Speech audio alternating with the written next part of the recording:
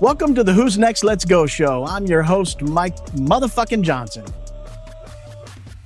Welcome to today's show, sponsored by who'snextletsgo.com and the Back Porch Brewing Company.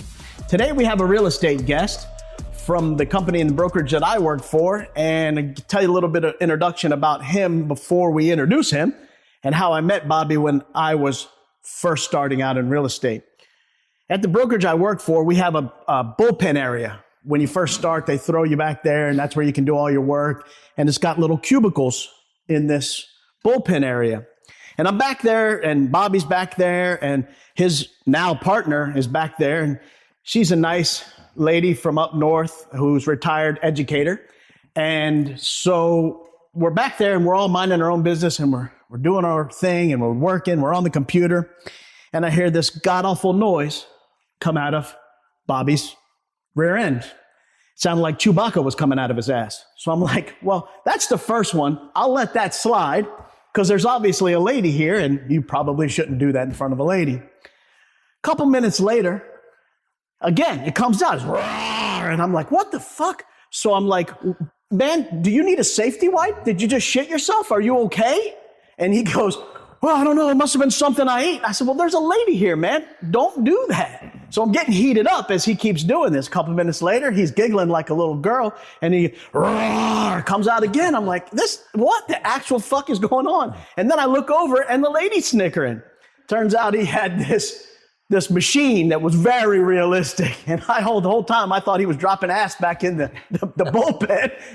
And it turns out it was this machine. And once I saw her giggling, I knew something was up, and they got me with that one. That was how I met Bobby, and I was heated up right when I first met him. So without further ado, we're going to welcome today's guest, Mr. Bobby. Hey, Bobby, welcome in. Thanks for coming in. Yeah. Appreciate you. And we also have my old-time favorite buddy, Mr. Mario. Get that bus away! Get Always going to have Mario here because he's funny, and when he laughs, it makes me laugh. So there you are. So, Bobby, I appreciate you coming in today, and I appreciate all the humor you pass around the office and get us through the day. Most offices that you go to in real estate are like morgues when you walk in. But when we go to our office, it's always a big party and a good time, and we still get our work done, but we still have a really good time, and that's thanks to big part in you. So hopefully you can share some funny stories with us today and tell us exactly some of the things that have happened to you. You've been in this business how long? 20 years. So I'm sure you have plenty of stories of crazy shit that's happened to you in real estate. So why don't you share with us the funniest story that ever happened to you? I've got a lot of funny stories. That's a problem. I don't think I have a favorite one. So, and by the way, I am sorry to interrupt, but I am going to have some questions after these stories. Oh, yeah. Because inquisitive minds got to know. And I've never heard these stories, so I don't know. Well, I mean, I've got so many ones. I've got short stories, long stories, everything else. But I wrote down a lot of notes and stuff like that to look at exactly different stories. I have so many, it drives me nuts. Is that a long drive or a short putt? Well, as a matter of fact, you say, a long drive or short talk. One time when you're with people, you waste a lot of time with them and you know it and you're spinning wheels. Well, myself, I work on efficiency, okay? So I had to take this lady to go see homes for her brother out in Arcadia over and over and over. And it was wasting all my time and stuff like that. I had to meet him and all that. And I told her, why don't you drive with me and everything? So finally she says, okay, I'll do that and everything. She only rode with me one time because I was doing 110 to 120 miles an hour out to Arcadia. And I told her, I says, hey man, I'm hanging on the wheel. And I said, I'd like to drive fast. And she's like freaking out, just mesmerized. And I said, don't worry about anything. The only thing I worry about is if hog, deer, or gator comes out in the road. That's it. And then we got there, we saw the homes, nothing was there. So I came back, and then basically after that I was dumped. So she never rode in your car again? Never again. I never sold her brother a house. You wanted to get done. Well, I don't know about that. I'd take that money. Yeah. Did she tinkle a little bit? Huh? Did she tinkle a little bit? No, not that I know of. Not that you know. She may have had it depends on or something. Yeah. Fair enough. So is that the funniest story? Or no, I think there was one you told me about somebody actually did shit in the car. I've had all kinds of shit stories. I hate to say it in the real estate business, but I had one that was recent or whatever, and we took over a listing down in Punta Gorda, And the lady was in a nursing home and everything else. Well, we went in, there's shit on the floor. There's a hoarding situation. It's just the worst possible scenario. We had it all cleaned out, everything else. So the guy that was not part of the family, he was, he had the power of attorney and everything else. Well, the title company didn't want to accept everything he did, even though he had everything. So it came to the point where this title company said, you got to go down and see this woman. I've talked to her on the phone before, and you got to go down and see this woman. And I get down there, and at assisted living, they says, she might not have a good day here. And I says, well, what do you mean by that? And she goes, well, she's not really with it. I says, well, take me in there. I had all these copies of a form I had to have her sign. Went in there, she's totally out of it and everything. I swear to God, to get the job done, I was sticking a pen in her hand to get her to sign. We woke her up and I acted like a doctor. And then she signed, it was no good. I did it again, it was no good. I said, I'm done, I'm out, But we did get it sold or whatever, but that was frustrating. I want to go on record that I had nothing to do with that deal. Yeah. The legal department is scrutinizing this whole thing. I had nothing to do with that deal. That lady was half dead. Yeah, matter of fact, the funny thing about it, I hate to say it's not funny, but we had to get this done. If we didn't, the whole process was sore, probate and everything else. She died 2 days after we closed the deal. I think that's funny, Bobby. Let me ask you this. Did you get your paycheck? Yes, I did. Then it's perfect timing on her part. She was looking out for you before she said, hey, I don't know about that. She couldn't even talk. But, and then see, oh my gosh. I had a Irish woman. She came from Las Vegas. She had to buy a house in one weekend. Had to buy a house and everything. We went to all these houses in her price range, and there was spiders and webs and all. Well, she was deathly afraid of spiders. Absolutely deathly afraid. So sure enough, we get down at the end of the day. We go to the last house. The guy's in a shower. The guy yells out, "You're here already." We're there 10 minutes early, and so we left and said, "Screw it." So we're going down the road down Whitman Field up in Sarasota. Going down the front, and all of a sudden she starts screaming, holy hell, yelling and screaming, ah! I'm like freaking out. It's 5 o'clock traffic and everything. I pull over on the very first street I come to, and I say, what's wrong? What's wrong? And a beautiful woman too, I must say, the Irish woman. And sure enough, she says, get it off me, get it off me.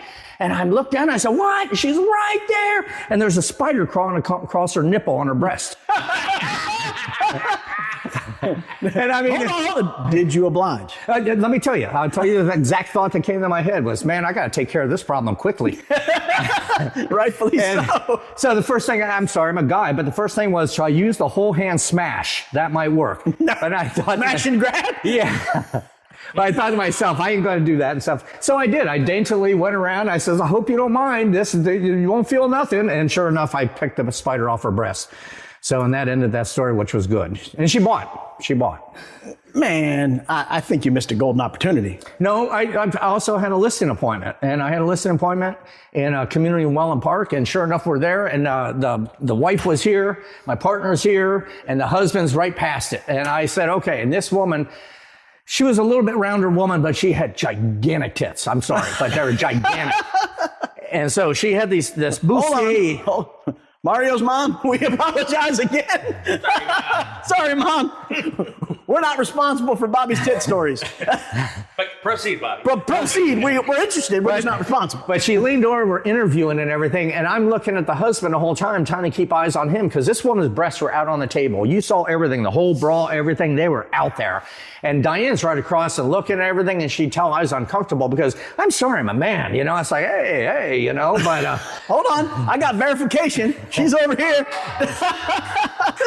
Was he looking at her breasts, or was he looking at the paperwork? He was trying to look at her husband's eyes. He was looking at the husband was looking at me all the time. Well, you think the husband would have said, hey, honey, can you get your tits off the table? Oh, my God. You'd have thought. You had no idea. They were huge. It was a difficult listing appointment. It really was. Did you get the listing? Yeah, we did. We did. We just sold multiple homes for the family. Oh, nice. Which is really nice. It worked out. It worked out great, man. You didn't miss any opportunity to have any listing appointments, or you were there for the inspection. Whenever they were there, you were there. Oh yeah, I bet. Oh yeah, I was there, and her tits were there.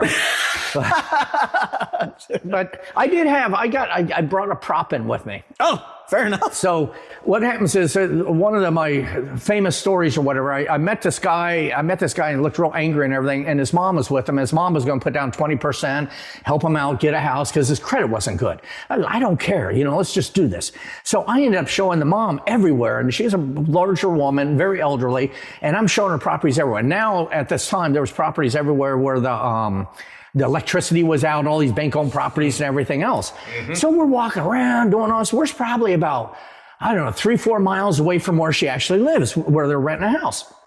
So sure enough, she looks at me and she comes to me and she says, Bobby, I might have a problem. I says, what's your problem? I says, what can I do? What can I do? And she goes, I've got a problem. I need a toilet. And I didn't see any toilet paper in there. I said, man, the toilet, it's well water, it's electricity, there's no power, they're not working, you can't use that. And she goes, well, I got a problem. I said, just hang on.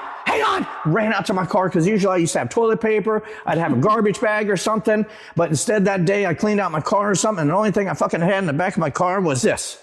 A little shop rag that was see-through. Ain't rag. And I put that down on the seat and I said, let's get in. I says, we got to get you home. And she goes, well, I might have a problem. And I says, don't worry, I'm going to get you home. We're going down this road, Minnesota Beach Road, and I'm doing 60 miles an hour, no lie, man. I am coming up to it and everything. I looked at her and I says, how you doing? Is everything all right? And she looked at me and said, faster. I turned on the 776. I had to go about 2 miles up, 1.5 miles, and I turned on there at 60 miles an hour, and I just doing over 100 miles an hour to get this. I come up to the road, I get straight across, take her to the thing, and I'm starting to smell stuff. And I said, oh, this isn't good, man. Oh, that's bad. And I'm like, we pull up real quick, and she's looking at me. I said, as fast as I could. And she opens the door, and she goes, I'm sorry. She sit in your car. And sure enough, no, she started getting out, and she started exploding. And I mean, it was terrible. It was terrible. Old people dumps are bad. Yeah. Oh, no, let me tell you, the smell is a precursor. I'll tell you that. And I got a question. How come old people, that's all they talk about is money and poop?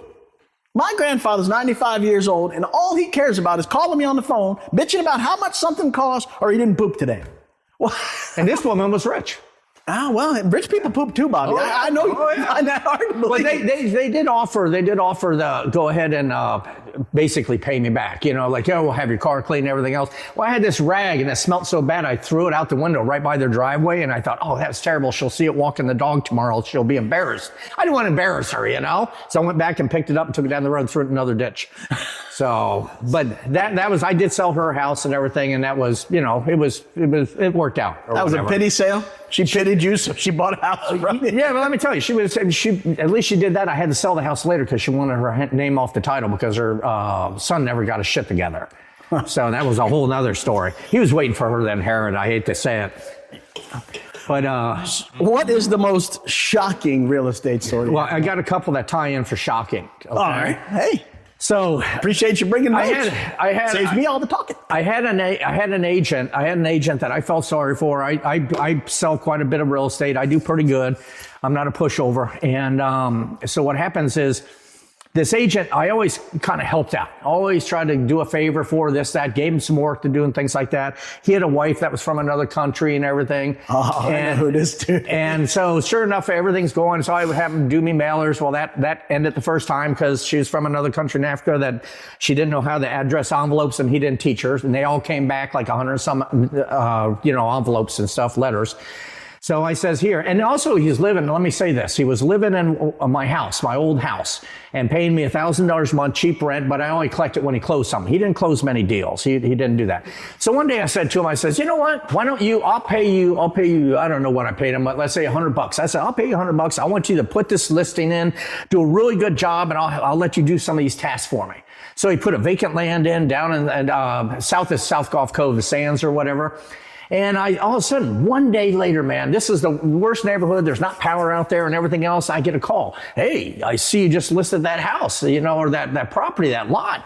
have you got any phone calls? That's a nice lot. And I says, no, I don't have any phone calls. You're the first one. I says, and you want to make an offer? No, I'm just thinking about it. I said, well, call back. Calls back the next day. Calls back the next day. Calls back the next day. And finally I says, what the fuck is going on? Why is this guy? And I told him, I said, if you're interested, make an offer. He goes, I'm just hold back. I don't know. Finally, day after day after day, I couldn't figure it out. So I go look up the land, okay? I go look up the lot. I go to the pictures and everything. Well, lo and behold, he listed the wrong fucking property. Someone else's lot. I didn't have anything to it. No signed listing agreement. And he listed it. And here, so that was the guy that owned it and saw it that I had his property listed. Oh, he was looking at his own property. Right, saying, you get any leads? Get any offers? How's it going? We're going to get this sold, and everything. He's like, that's a pretty nice lot. Well, the thing is, that guy, I felt sorry for him. I changed. It was an easy fix, but it was like, Jesus, man, please. Oh my gosh. Pissed me off, but I mean, shit happens. Doesn't happen with me though. But, so what happens is that guy, in the meantime, he decided he wanted to buy my house there. Okay. And I said, I'll sell it to you for $185,000 cheap. So he says, I'm going to get the money. I'm getting it from Africa. And I said, I don't care where you get the money. Just get the money. So he started getting this thing. And what it was an international money laundering scheme. And they were this true story. And they were getting stuff, money sent to Canada and sent to Europe. And then it would get sent back and went to the United States. He shows me all this paperwork and all this stuff and acceptance, rejection, and this and that. And I mean, it's all this paperwork. And it's like, when we had a king die and he put you on the will. Somehow you're in the lineage. So it was like he was getting like $27 million and the house was $185,000. So I said, fine and dandy and everything. So I said one day and everything, and he had this other guy that lived in the house I found out about, and that was the big guy that the police and the FBI and everything were looking for. So all of a sudden I get a call by the FBI one day at my office. I'm in there and they say, hey, how's it going? I said, it's going fine. He goes, do you know this person? I said, I certainly do.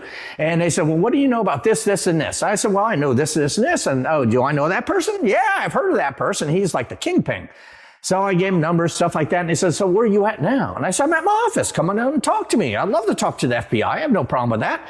And so they says, oh, where are you going? I said, well, I'm leaving here in an hour. I'm going to walk my dog at house, and then I'm leaving and I'm going back. So sure enough, I go to my house and I see a couple trucks on my yard and a car, and it looks like, workers for the landscaping people. I thought, man, why are they on my yard? That kind of pisses me off. So I go in the house, I get the dog, I go out, he rolls around, does his thing, looks at people on the yard, says, motherfuckers, and then we go back inside.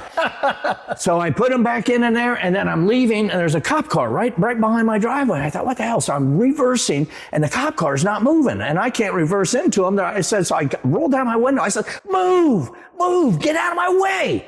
And so he proceeded and he went by. Well, in the meantime, I have an FBI agent running across my front yard with her FBI badge at me. And I said, what's happening? And she looked at me and she goes, everything you said is true. You came home, you walked. I said, yeah, what do you think, So she says, you're no longer under investigation. We're getting you out of the investigation. I said, well, I'm glad I'm out of the investigation. I didn't know I was in one. So I gave him everything I could. So new neighbors just moved in like a couple weeks before. Well, before I got there, the FBI went around all the neighbors' houses all the way around. They started knocking doors, asking if they knew anything about me, where I lived, how I worked. Oh, it was all over, man. So my new neighbors come across the street for me, and they look at me, and the wife says, ask him. And the husband says, no, shut up. I'm not going to ask him. Ask him. I said, ask me what? I said, ask me anything. I said, what's up? And he goes, we want to know, Angie wants to know why the FBI was here and everything, knocking on our doors. I said, knocking on your doors? I said, I didn't know that. And he says, they're knocking on all the neighbors' doors. Well, the neighbors didn't seem to look at me after that too much. No. They were worried about me. And I told my neighbor, I says, listen, I says, shit like this happens sometimes with me. It's just a natural phenomena. I says, but the thing is, I said, I'll tell you one thing about it. I says, they didn't have enough. That's all I said to him. They didn't have enough.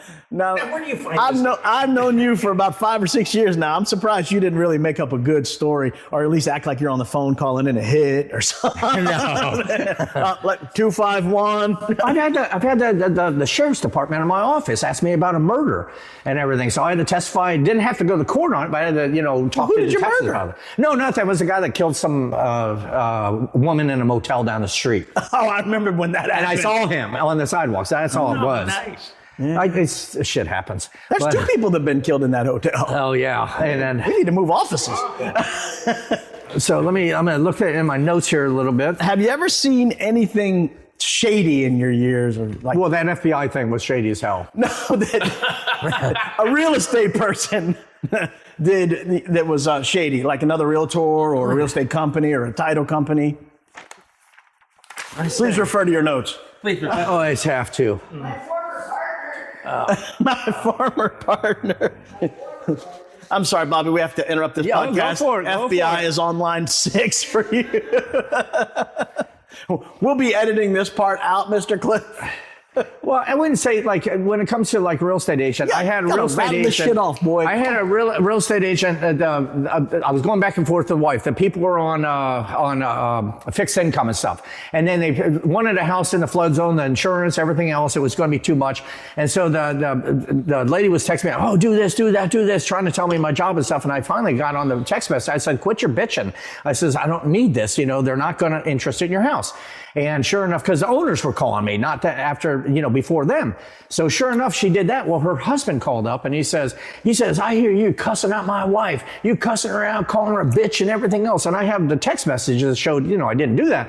And so he just started cussing me out over and over and over. "You motherfucker, you overworked this, that, this." And so I started on my prelude. "Yeah, you're one of the stupidest person I talked to. You're dumber than fuck. Yes, very stupid you are. Oh yeah, idiot, And he finally hears me saying stuff and he says, "What do you say to me?" I said, "You're the dumbest motherfucker I've talked to all this year. You're stupid and everything else." And we went back and forth. Well, he bugged the broker. He bugged the broker for a couple of weeks about that because he wanted to get me in trouble and everything. No, it's a different business. It really is. You're still employed, so I'm sure that everything went just fine with the boss. Oh, yeah. I'm making money. When I was doing this with Kim and Emily a couple weeks ago, we talked about some of the most shocking things we've seen at like an open house or a listing, or what was some of the most, have you ever seen like drug paraphernalia or any sex objects or anything like that? Don't get too descriptive. This is a semi-family show. My mom's watching. And his mom's watching. Fine. But you can tell us if you've found something like that. Yeah. Like when it comes to, I've seen quite a few grow homes and everything. And then where like you go in the kitchen and you go through a cabinet, like a pantry, and you go into another room and they have all this air conditioning venting through the house and everything. I got some good ideas, actually, to be honest with you. For your own endeavor. Oh, yeah. I'm going to do that, And got some good ideas. And then, oh, God, what was that other one? What was your question? Have you seen drug paraphernalia? Any I am so shocked at how many people, and I'm not for pot, against pot, I could care less. If you want to smoke pot, do what you want to. But how many people actually try to sell their house and it smells like pot? Oh, yeah. And they have no idea that it smells like you walk in and you're like, "Folks, can you do something about the smell?" You can smell that? Fuck yeah. You walk in and it punches you in the face. Well, the house looks nice, doesn't it? Yeah, except for that smell punching you in the face.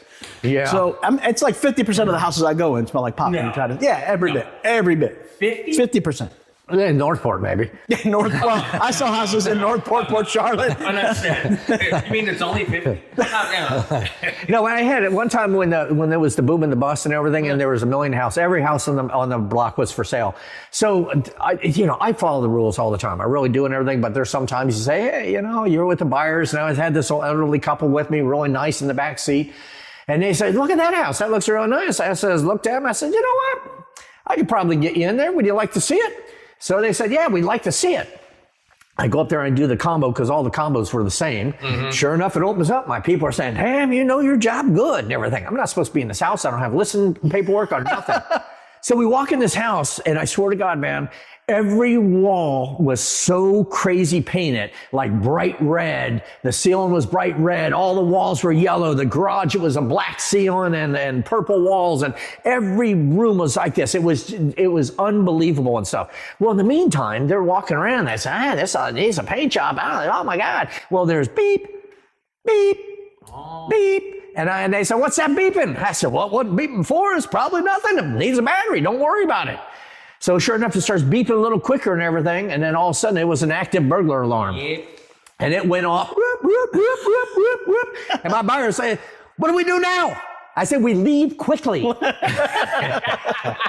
We leave quickly. Got into the car. I've drove down the road, and sure enough, there's a cop car running with lights coming down the road, waving by. Hey!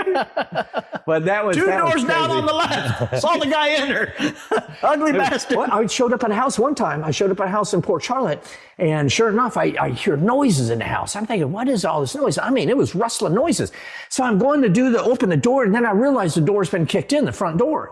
So it was only totally kicked. Well, the people were in there robbing the house, and it was a house that was abandoned or whatever. So they were stealing all the appliances. Well, they moved all the appliances to the garage, and they heard us coming up and everything, and they hauled ass out the back door and left the back door open. So I called the agent, and I called, hey, you got a problem here, you're missing appliances. Yeah, no, they're there. I said, that won't be soon.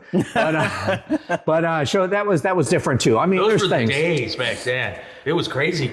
Oh yeah, the outside air conditioners getting ripped off, cut out, and everything. Oh, It's what were they stealing in the air conditioners? everything. No, they were stealing something some sort of metal. Yeah, the copper. Yeah, the copper. Yeah, they were aluminum. stealing all the copper and stuff. drugs. And then they were stealing stuff out of the trucks at the dealerships. What was that? The Catalytic converters. Yeah. They're still doing it. Yeah. Oh yeah. Oh yeah.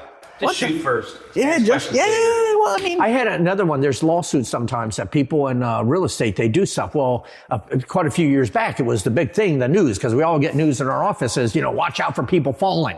Okay. Well, we don't want no one falling or nothing, but sure enough, I had this guy and his name was Lucky. Real name was Lucky. The guy moved a half a mile an hour per few minutes, okay?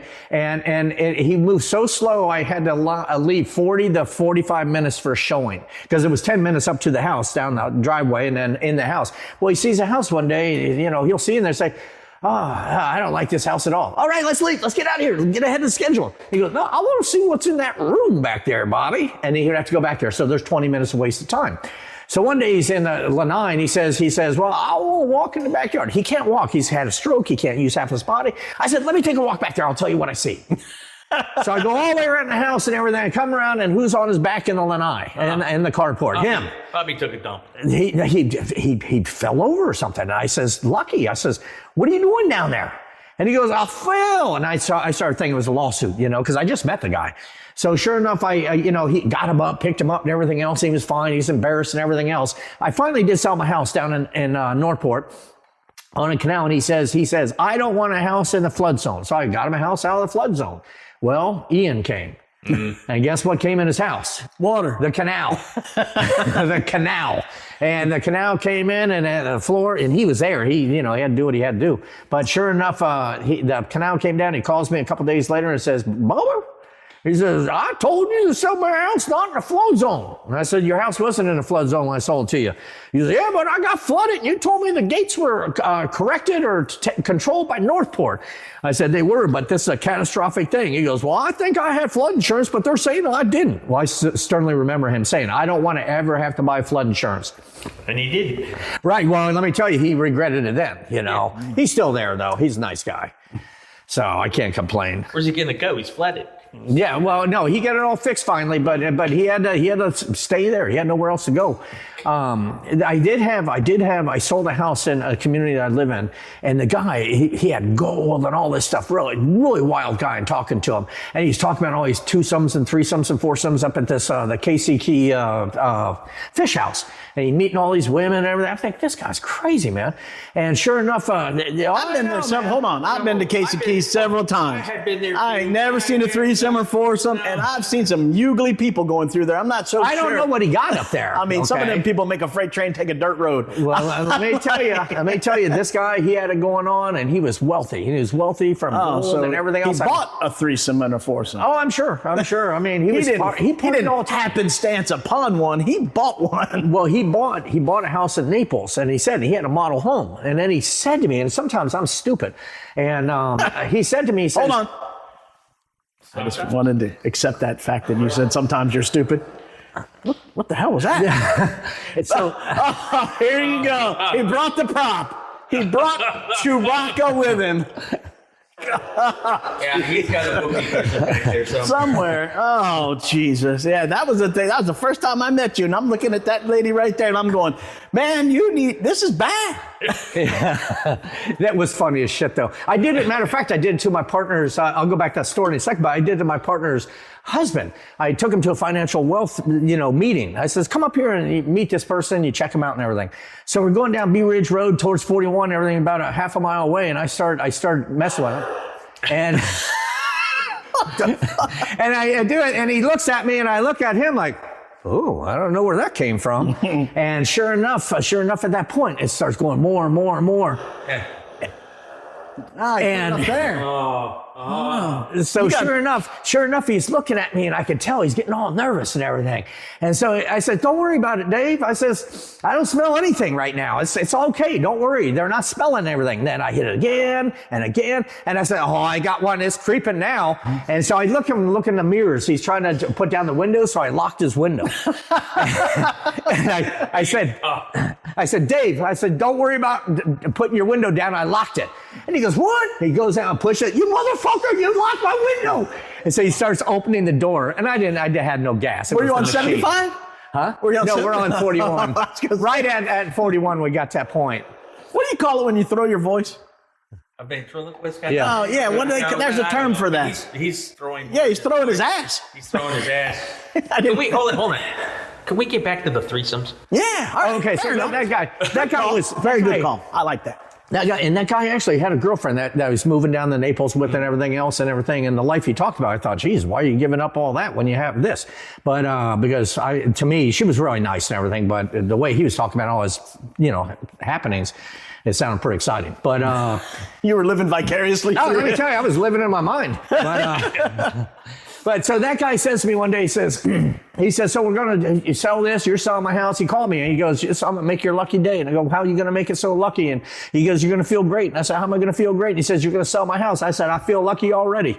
And I feel great. So we got to listen and everything. And he's moving out and everything. And he says, I'm taking the curtains and the rods and everything. I'm not thinking. He kept saying, it's all right to take the curtains and rods. Yeah. Well, these curtains and rods were specifically for that model. Oh, sure. And the curtains and rods are attached and they stay with the house. Yeah. So he took them all down. And then finally I came by and I said, no. Filled all the holes, everything. And he says, no, well, you told me. I said, no, I wasn't thinking, It was my fault. And so I had to get someone in there and hire someone and have them all put back up and everything. Would that set you back? Huh? What'd that set you back? A little over $100. It wasn't bad. That's not bad. That's not it wasn't bad. No, but you know what? I have a lot of folks that I have a local attorney that helps me with a lot of his probate business, and most of his clients have passed away, and they don't bitch about anything. They don't take the curtain rods. They don't bitch about nothing. Right. What price you want to sell? Oh, I agree. That's a good price because they don't say anything. Yeah. Like, just sell it for what? That's a nice customer. That's a great customer. They don't bitch about nothing. No, that is. And nice. when we get an offer, we take it. It's crazy. I've had customers, I don't know if you had them when, I've had them coming across at each other at the closing table. I had one where we had a final walkthrough. I had to send the seller out to Port Charlotte because I knew the guy coming was going to confront him and want to fist fight him. And my guy was 82 years old at the time. And this guy was, up there in age. But sure enough, he came and didn't see the crystals, Chandelier? No, Swarovski crystals. And everything came with the house, but not the personal stuff. And he had a thing with Swarovski crystals and it's probably had a few $1,000s crystals in it. So the guy came in, saw him all miss and starts yelling and screaming. My partner's there and everything. Where is he? I'm going to kick his ass. This, that. And he's gone. He's not here. All over these crystals. And he started yelling and screaming and everything else. And Diana says, I was here. The crystals don't come with it. It's personal and everything. Because I said, they don't come. And he said, you aren't here. You didn't hear anything. And so we argued about all this. And then the wife comes up and says, where's this picture? We can't find this picture because everything came with it. So I said, give me your phone. And I felt like saying, give me your phone, bitch. But I went around a couple of pictures. I saw where it was, found the picture in the bathroom on the door. And I took her in. I said, there it is. And then they said, okay, they bought the house. The guy died. At least you're in a price point where they're arguing over crystals. Yeah. I'm in a price point when I sell a house that they're arguing over crystal meth. Yeah. So it's a little bit different. But I had teeth when I bought this house. No, you didn't.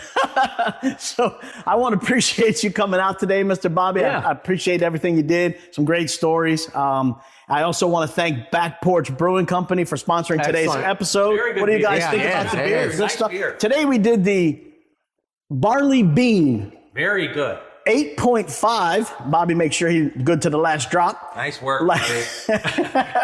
Hey, they're doing a great job over at Back Porch, and they're also open for, their kitchen is now open, so please stop by and tell them Mike sent you. Thanks for coming out today.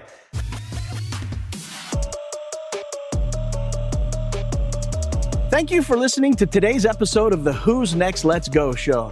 If you want to hear more, you can catch new episodes on Wednesdays at noon, and all episodes will be on Apple, Spotify, or wherever you get your podcasts. Be sure to follow us on Facebook at the Who's Next Let's Go show.